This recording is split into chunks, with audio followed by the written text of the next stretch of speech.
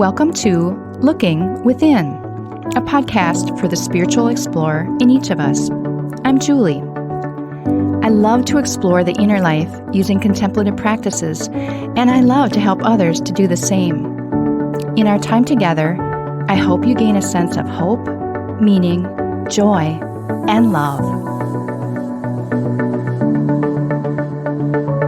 As a Christian spiritual explorer, I hope to offer some thoughts to help you see God's presence and activity in ever-expanding ways. As you listen, ponder, and experience the divine, feel free to use the spiritual perspective you are most comfortable with in our practice today. Now, let's begin. Several months ago, I watched a short video of an Eckhart Tolle talk entitled, "Life is Here to Challenge All of Us."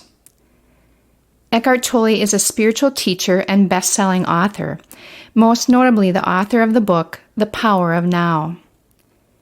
I recall that I watched this video in the middle of the day while lying in bed, icing my back, trying to work my way out of several months of struggling with low back issues.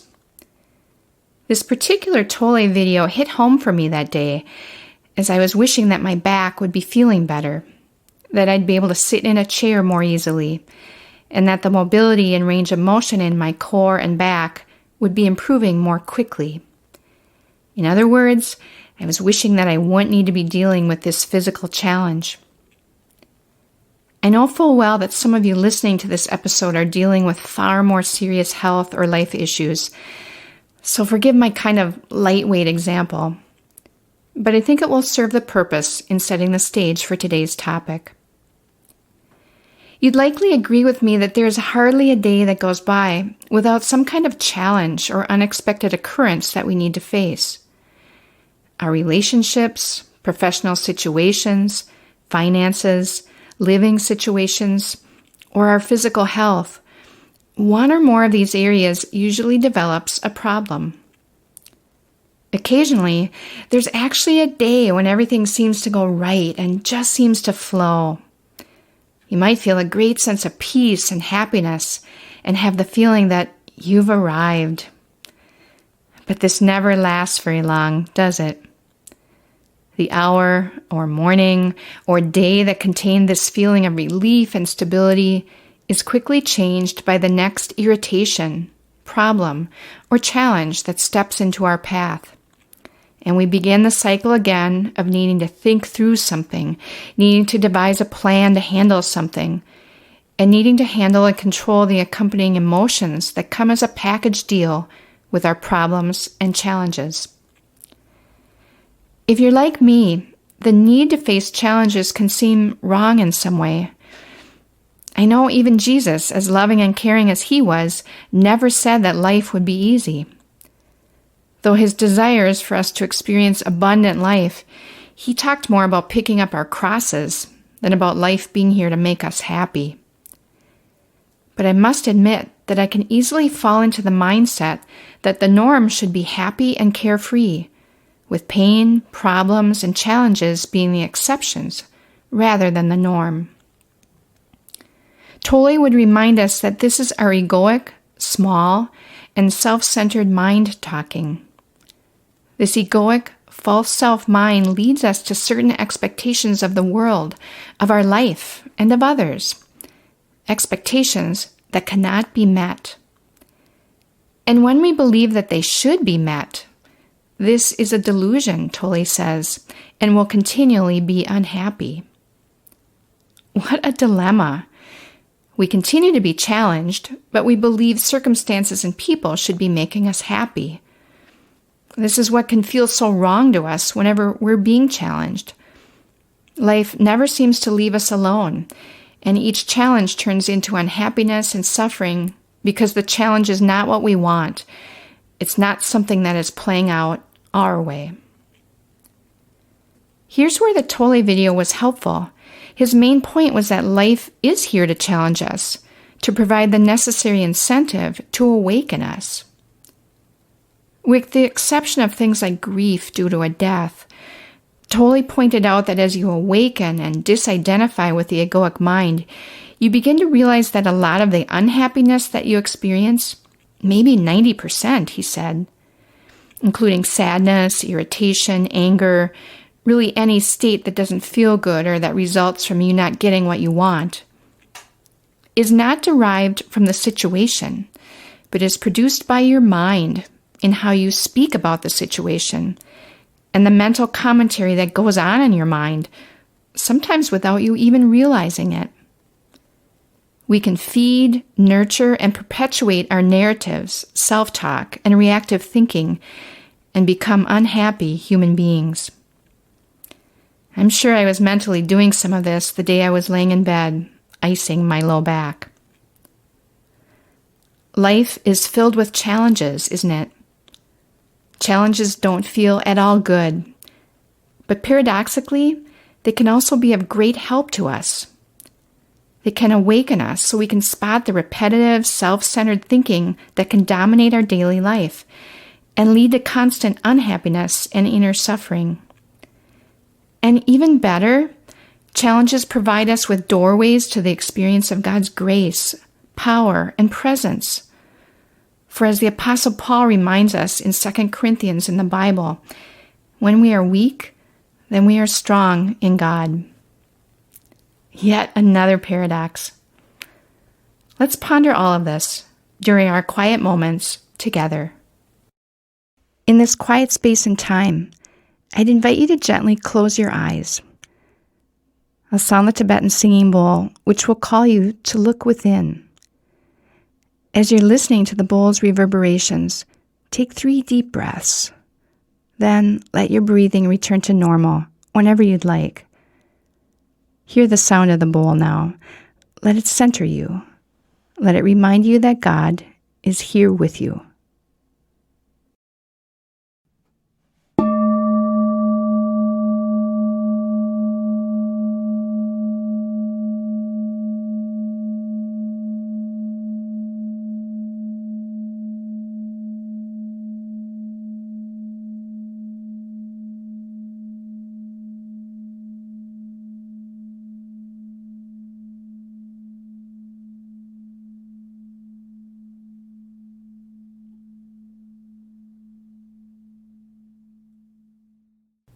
Think of some recent challenges that you've faced, spotting them in various parts of your life.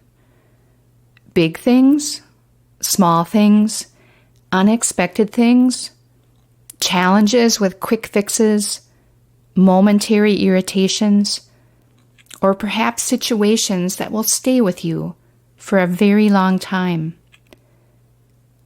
If a happy, healthy life seemed like it should be the norm, how have you felt about any challenges or problems that have come your way?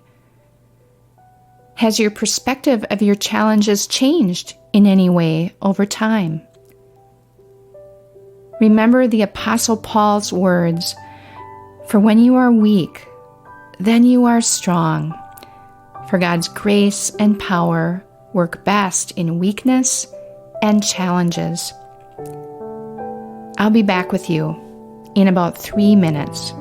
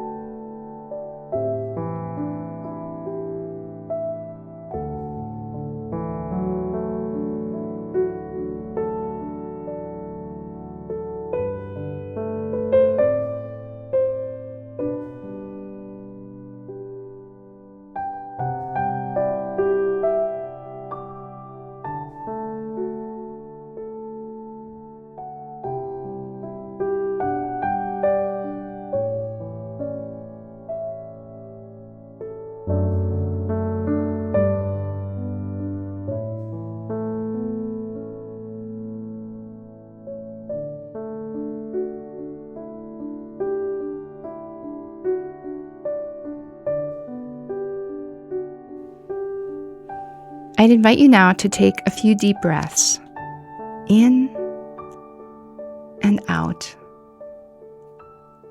In and out. Let these breaths fill you with strength and energy.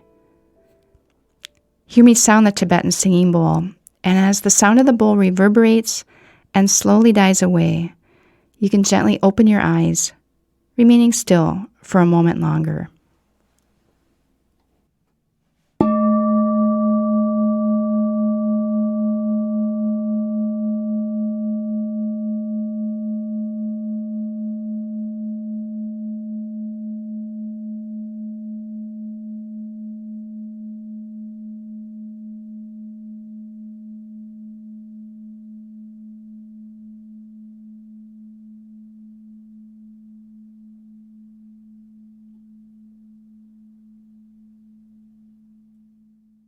Thank you for listening today. I so appreciate your support of this podcast. Looking Within is a part of Gloria Day's Contemplative Practices ministry and is made possible through the generosity of your financial gifts. Contributions can be made by texting 855-461-0209 or online at gloria-day.com/giving. Thank you so much for your financial support, and remember to share an episode with someone you think might also enjoy and benefit from it. The paradox of challenges seems clear. They are difficult, irritating at a minimum, but doorways into awareness of the power of our egoic mind to spin in negativity and unhappiness. They are also wonderful doorways into the experience of God's amazing and gracious presence within our challenges. Our weakness and struggles become opportunities to experience, in ever deeper ways, the immediate and loving presence of God.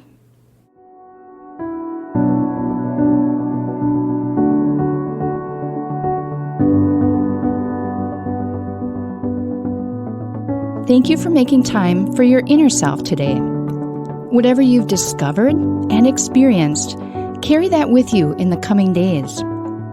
You can find more episodes at our website, gloria-day, that's DEI.com/lookingwithinpodcast, or subscribe through your favorite podcast app. We'll see you next time.